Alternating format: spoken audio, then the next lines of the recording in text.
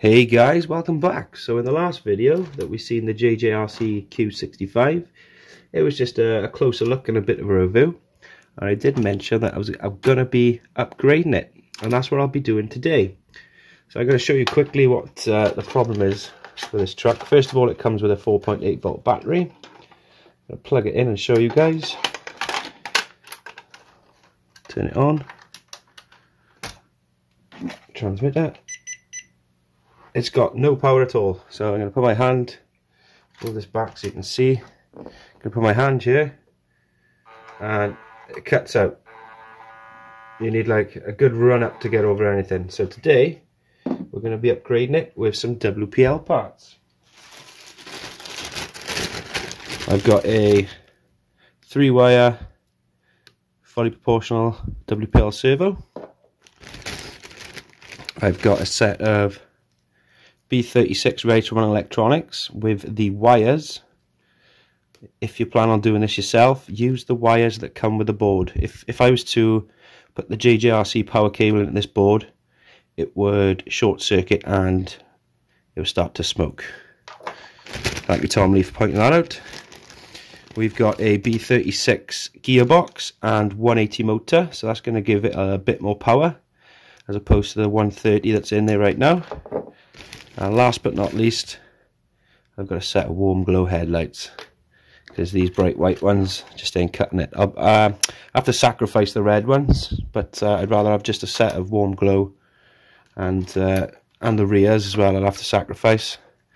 But I'm positive it'll use less battery. So yes, I'm going to start with taking the body off the truck.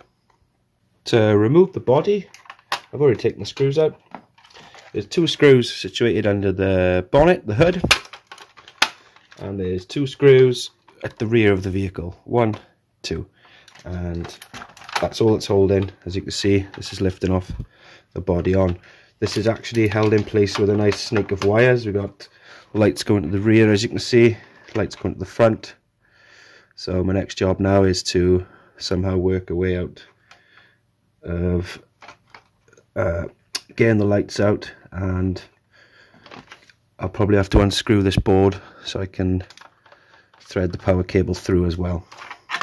So yeah, I'll catch you on the next step.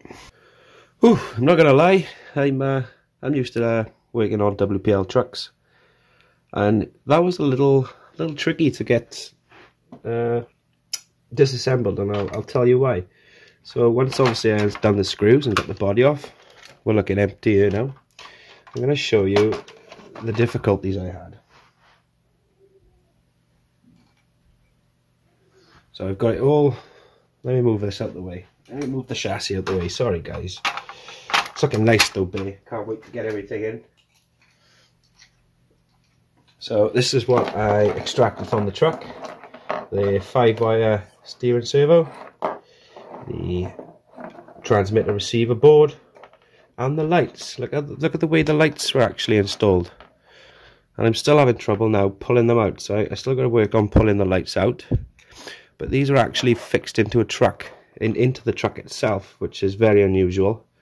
They normally just fix into the bodywork. These are actually separate panels. There was 2 screws holding the back one in, and there was 1 screw holding the front headlights in, and you had to actually lift the battery tray to get this out.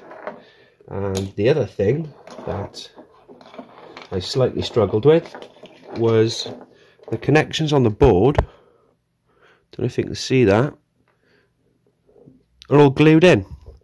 So obviously pulling the power wire out was also a bit of a challenge as well, compared to what I'm used to. It's still easy enough. I've got the motor out, ready for a fresh install. So with that said, let's move on. The lights are now removed from the fixings. Just had to give them a bit of a tug. It's nice. Once you got this part out, you could paint that a nice silver or something to look a bit real, or paint a nice little radiator on there. Just a thought.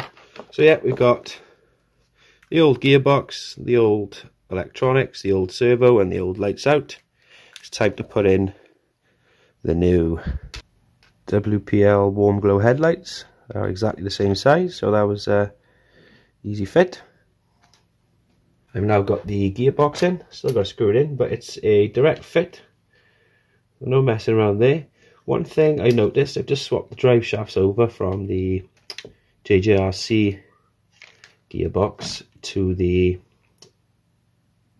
WPL one, is that when you actually tighten these drive shafts, when they go into the shaft, when you tighten it, the drive shaft actually turns a bit, because you tighten it so much that it turns. There's a bit of play in there. So I'm going to see how that runs. If not, I'll be installing the WPL drive shafts just to make it a nice smooth run. Next in is the WPL servo. It's a direct fit, which is very nice. I used the existing holder as well to fix it in place, the JJRC one. So yeah, straight in. All I'm going to do is attach that to the servo horn, and that one's in. Next up is the WPL Electronics. So now we've got all the WPL Electronics wired up. The on and off switch was a direct fit as well, so just screwed that in. I plugged the servo up to the servo, linking up to the board. I've just got this held in place with one screw. The JJRC is held in with two across the top. I'm not sure that'll house the way it is. If not, I'll just move it forward slightly and leave it unscrewed. And I still got a before screwing it in as well, I got to unplug this and thread it through under the hood, but this is just for a test. So I've got my transmitter ready, I've got a 7.4 volt battery ready. Moment of truth, guys. So we've got the warm glow headlights, looking better already. Turn it on. Try and, oh, that's handy there, the little spin it round for you guys to see. I haven't screwed the servo in yet, but there's the servo, and let's give the trigger a squeeze, make sure the wheels are going the right way. Oh, that already feels better. It feels like it's going to climb my hand, no problem. Well, there we have it. All that's left to do now is get it all to fit, put it back together, and we'll see if it can climb my hand.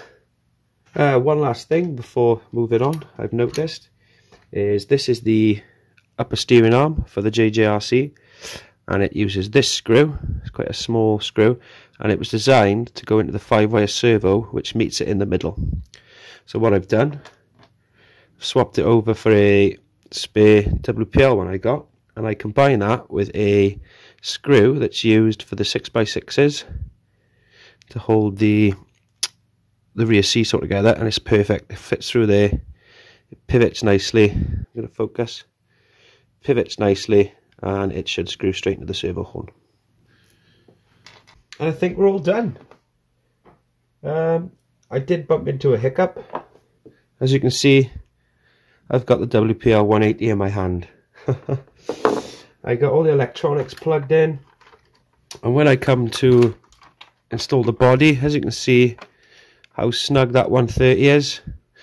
The 180 didn't actually fit there, and I didn't want to trim the body, so I installed the 130 back in. But I've got everything in. This now has WPL Electronics, so we've got the B36 ready to run electronics, which accepts 7.4 volt, which I've just installed.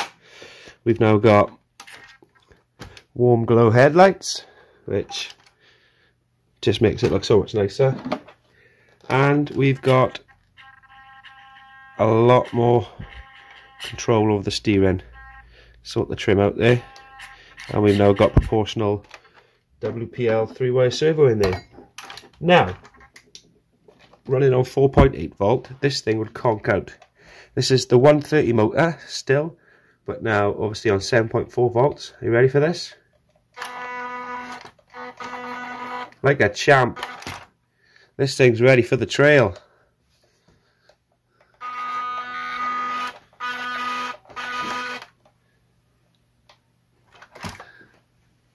So yeah, it's a bit of a different video from me today, guys. I thought I'd obviously go step by step through upgrading this.